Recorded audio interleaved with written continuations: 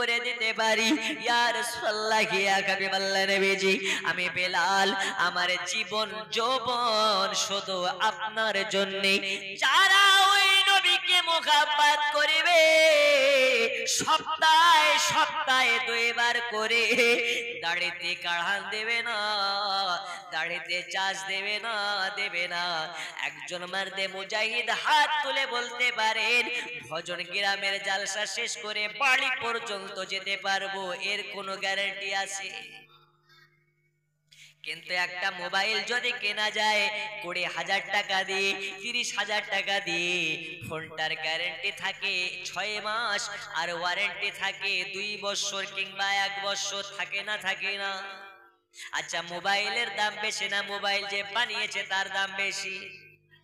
একটু জোরে বলেন। মোবাইলের দাম বেশি না মানুষের দাম বেশি? 30,000 টাকাওয়ালা মোবাইলের যদি 1 বছর গ্যারান্টি থাকে, আপনি লক্ষ কোটি টাকা দামের মানুষ, আপনার তো 1 সেকেন্ডের গ্যারান্টি আছে। আর একটু জোরে আছে। একদিন তোমায় মরতে হবে, তুমি ভুলে যেও না।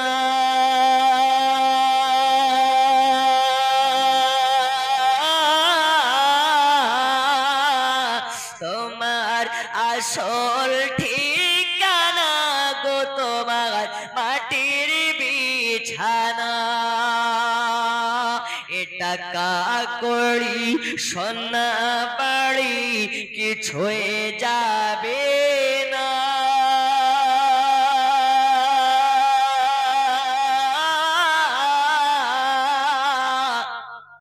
তোমার আসল ঠিকানা গো তোমার মাটির বিছানা। একদিন তোমায় মরতে হবে, তুমি ভুলে যেও না। তোমার আসল ঠিকানা গো তোমার মাটির বিছানা। জোরে কোন সুবহানাল্লাহ। একদিন আমাদেরকে মরা লাগবে। আল্লাহ তাআলা জানিয়েছেন, কুল্লু নাফসিন যায়কাতুল মাউত। আল্লাহ তাআলা যাকে জান দিয়েছে মৃত্যুকে অনিবার্য করেছে। আল্লাহ তাআলা যাকে জান দিয়েছে মৃত্যুর স্বাদ চাখতে হবে, চাখতে হবে, চাখতে হবে। কুরআন জানিয়ে দিল, কুল্লু নাফসিন যায়কাতুল মাউত। মরার আগে মরে যারা, মানুষ হয়ে মরে তারা। মরার আগে যদি মরতে না পারো, মানুষ হয়ে মরতে পারবে না। জোরে বলো। মরার আগে মরে যারা, কবরেতে জিন্দা তারা রে। যদি হয় মানুষ সেজন, তবে পাইবে নিরাশ। আমি তুমির দাও গো পরিচয়। ও গো দয়াল খোদা গো, আমি তুমির দাও গো পরিচয়। বন্ধু আমার, সোনা মানিকেরা, মরার আগে মরতে পারলে আপনি দুনিয়ার বুক থেকে মুমিন মুত্তাকিন হয়ে মারা যাবেন। মরার আগে কি করে মরা যায় আপনাকে বোঝায় একটু, তারপরে 10 মিনিটের মধ্যে ইনশাআল্লাহ বক্তব্য এতে ঘটাবো। মরার আগে মরে কেমন করে? মরার আগে আপনাকে এইভাবে মরে যেতে হবে। আপনি জানেন না, আল্লাহ তাআলা আপনাকে জান দিয়েছে 50 বছরের জিন্দেগি, 60 বছরের জিন্দেগি, 40 বছরের জিন্দেগি, কিন্তু গ্যারান্টি নাই কখন আপনার ডাক পড়ে যাবে। আল্লাহর ফেরেশতা ইসরাইল মালাকুল মাউত চলে আসবে। আপনি জানেন, রাতে ইশার নামাজ পড়ে ঘুমাবেন। এই রকম ভাবে নিয়াত করে, আমি মনে হয় ফজর ফজরের নামাজ পড়তে পারবো না। ফজরের আগে আপনাকে তওবা করতে হবে। ফজর পর্যন্ত যদি আপনি বেঁচে থাকেন, নামাজ পড়ার পরে শুকরিয়া আদা করবেন, আলহামদুলিল্লাহ আল্লাহ আপনি আমাকে ফজর পর্যন্ত টাইম দিয়েছেন। আবার জোহরের আগে আপনাকে তওবা করে নিতে হবে। আল্লাহ মনে হয় আমি জোহর পর্যন্ত বাঁচবো না, আল্লাহ তাআলা বলে এরকম ভাবে যারা ওয়াক্ত আসার আগে তওবা করে নেয়, আল্লাহ তাআলা তাকে গুনাহ থেকে বাঁচিয়ে নেয়। জোরে বলুন। আর যদি ভাবো যা হবে হবে, দেখা যাবে, আগে কেমন করে পরের আল কাটা যায়, কি করে ঘুষ খাওয়া যায়, আমি অবাক, আপনারা অবাক হবেন যারা বাংলাদেশ বর্ডার হয়ে গিয়েছেন। দেখবেন বাংলাদেশে যারা আপনার কিনা ইমিগ্রেশনে থাকে, মুখে এই বড় বড় দাড়ি, ওদের লজ্জা কি একটু নাই? বলতেছে 300 টাকা দাও নালে আটকে দিব। ঘুষখোর যারা ঘুষ খায়, আল্লাহ নবীর ভাষা অনুযায়ী এরা হচ্ছে জাহান্নামী, জাহান্নামী, বদকার, বদকার। আল্লাহ আমাদেরকে ঘুষ নামক গুনাহ থেকে বাঁচিয়ে দিন। জোরে বলুন আমিন। আর একটু জোরে আমিন। আর একটা কথা আপনাদেরকে বলে যাই, আমরা এখন মুসলমান, আমাদের ধর্মের নাম হচ্ছে ইসলাম। আল্লাহ রাসূল আমাদেরকে যা বলে গিয়েছেন, যে শরীয়ী বিধান দিয়ে গেছেন, ওই বিধানের উপরে আমাদেরকে চলতে হবে। এখন কার গায়ে ফসকা পড়লো, কার গায়ে ফসকা পড়লো না দেখে লাভ নাই। আমরা মুসলমান এখন নিজেদেরকে দাবি করি, কিন্তু বেটার বিয়ে দিয়ে পন্নি কিনি না। পন্নি নেই না তো। আমাদের মুসলমানের মধ্যে পণ এখন অ্যাভেলেবল হয়ে গেছে, হয়তো আপনার এলাকায় লাই। ও পণ ডাইরেক্ট নেওয়ার কথা বলতে পারে না, বলে আমার বড় জামাইয়ের সঙ্গে কথা বলো। বড় জামাই আসার পরে বলছে আমরা তো বিনা দাবির বিয়ে দিয়েছি, আমরা বিনা দাবি ছাড়া বিয়ে দিই না। তবে এই ছেলেটাকে কষ্ট করে পড়াশোনা করিয়েছে আমার শ্বশুর আব্বা, ইঞ্জিনিয়ার বানিয়েছে, ব্যারিস্টার বানিয়েছে, ডক্টর বানিয়েছে, অমুক গ্রাম থেকে এসেছিল, তার একটা 4 চাকা দিতে চেয়েছে, 10 লক্ষ টাকা দিতে চেয়েছে, ঘর সাজিয়ে দিতে চেয়েছে, এটাই দিতে চেয়েছে। এখন আপনারা বলেন কি দিবেন? কিন্তু আমরা দাবি করব না, যা দিবেন বলেন, এই গেলা ভুলি গেছে। মানে ও চারা খায় না, খড় খায়। ও গোশ খায় না, কিন্তু ঝোল পড়ে গেলে খায়, আর গোশের সঙ্গে একটা সরুয়ার সঙ্গে একটা হাড় পড়ে গেলে চলে যায়, কোনো অসুবিধা নেই। কথা বুঝেননি?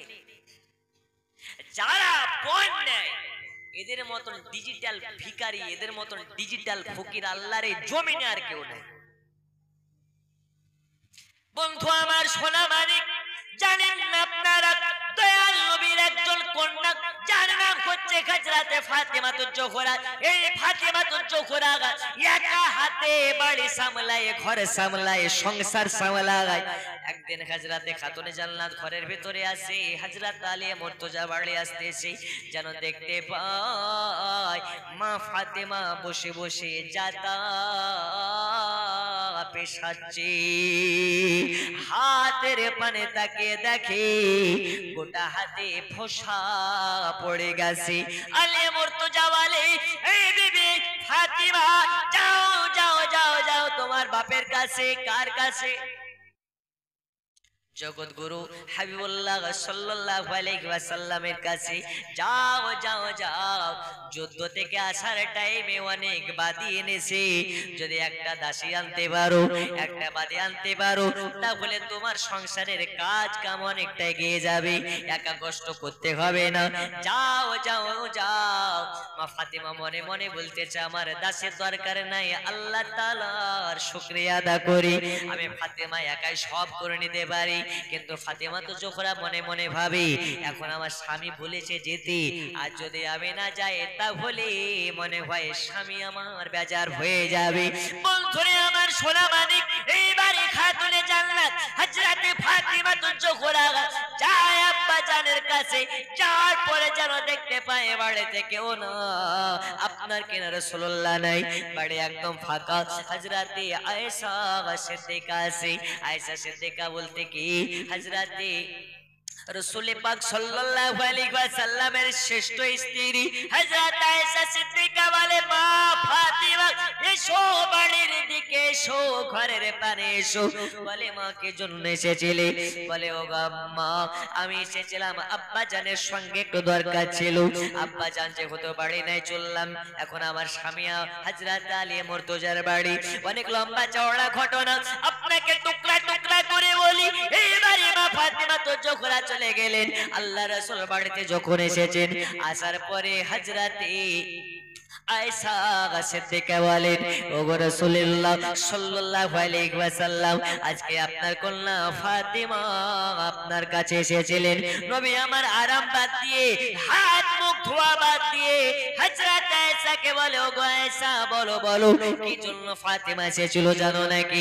বলে, না জানি না জানি না জানি না। এসেছে আপনার কি দেখা পায় নাই, কি নাকি জরুরি ছিল তাই আবার চলে গেছি। আল্লাহর হাবিব সাল্লাল্লাহু আলাইহি ওয়াসাল্লাম এবারে আবার গুটি গুটি পায়ে মা ফাতিমার কাছে যায়। যাওয়ার পরে দরওয়াজাতে খটখট করে আওয়াজ দেয়। আল্লাহ রাসূলকে সালাম দেয়, আসসালাতু ওয়াসসালামু আলাইকা ইয়া রাসূলুল্লাহ, আসসালাতু ওয়াসসালামু আলাইকা ইয়া হাবিবাল্লাহ, ইয়া নবী আল্লাহ। ওগো নবীজি, আপনি কষ্ট করে আমার বাড়িতে এসেছেন। বলে, ওগো বেটি ফাতিমা বলো বলো বলো বলো, তুমি নাকি আমার কাছে গিয়েছিলে, কি দরকার ছিল বলো। মা ফাতিমা তো জোহরা তখন বলে, আব্বা জান আপনি নাকি অনেক যুদ্ধ থেকে বাদী পেয়েছেন, দাসী পেয়েছেন। একটা যদি বাদী আমাকে দিতেন তাহলে আমার সংসারের কাজ অনেকটা সাহায্য হতো। মা ফাতিমা তো জোহরা এই কথা শোনার পরে দয়াল নবী আমার মুখটাকে বেজার করে নিলেন। জোরে বলুন। মুখটাকে বেজার করে নিয়ে বলল, ফাতেমা তোমাকে আমি নবী হয়ে, তোমার বাপ হয়ে তোমার কথা রাখতে পারলাম না। তোমাকে বাদে দেওয়া যাবে না, যাবে না। তোমাকে দাসী দেওয়া যাবে না। ও ফাতেমা তোমাকে দিতে পারবো না। সব বাইতুল মামুরকে দান করে দিয়েছি, তোমাকে দেওয়া যাবে না। কেন দেওয়া যাবে না? আজ যদি আমি নবী হয়ে তোমাকে দিই তাহলে এটা পন্থা বানিয়ে ফেলবে মুসলমানে যে নবী হয়ে নবী বাপ হয়ে বেটিকে দিয়েছে, এটা মুসলমান পন্থা বানিয়ে ফেলবে। তখন মেয়েরা বাপের কাছে চাইতে যাবে, জামাই চাইতে যাবে, না না না তোমাকে আমি দিতে পারি না, তবে তোমাকে আমি একটা আমল শিখিয়ে দিয়ে যেতে পারি। যে আমলটা যদি করো তোমার কাজ আল্লাহর ফেরেশতা এসে তোমাকে করে দেবে। এই কে করে দেবে? আল্লাহর ফেরেশতারা করে দিবে। ওই ওজিফাটা কি? ওই ওজিফাটা হলো ওজিফায়ে ফাতিমি, তাসবিহে ফাতিমি। বন্ধুরে আমার সোনা মানিক, তাসবিহে ফাতিমি কোনটা আপনাকে বলে যায়। তবে বলি হযরত আলী মুর্তজা রাদিয়াল্লাহু তাআলা আনহু আবার অন্যদিন একদিন আসার পরে দেখতেছি হযরতে খাতুনে জান্নাতের বাড়িতে রমজান মাসে আপনার কেনা দুপুর বেলা এত রৌদ্রোত্তাপ, এত রৌদ্রোত্তাপ, ঘরের ভিতর থেকে বাইরে বেরোলে গলা শুকিয়ে যায়, মাথা গরম হয়ে যায়।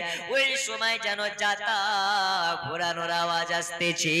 আলিয়া মুর্তজা ঘরের দিকে যায় তো দেখতেছে জাতা অটোমেটিক ঘুরতে আছে, অটোমেটিক ঘুরতে আছে।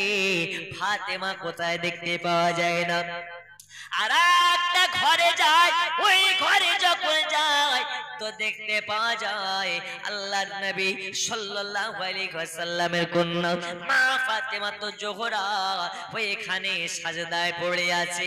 সাজদায় একটা রুমে ফাতিমা, আর একটা রুমে ফাতিমার বাড়িতে আল্লাহর ফেরেশতারা এসে জাতি ঘোরায়। জোরে বলুন।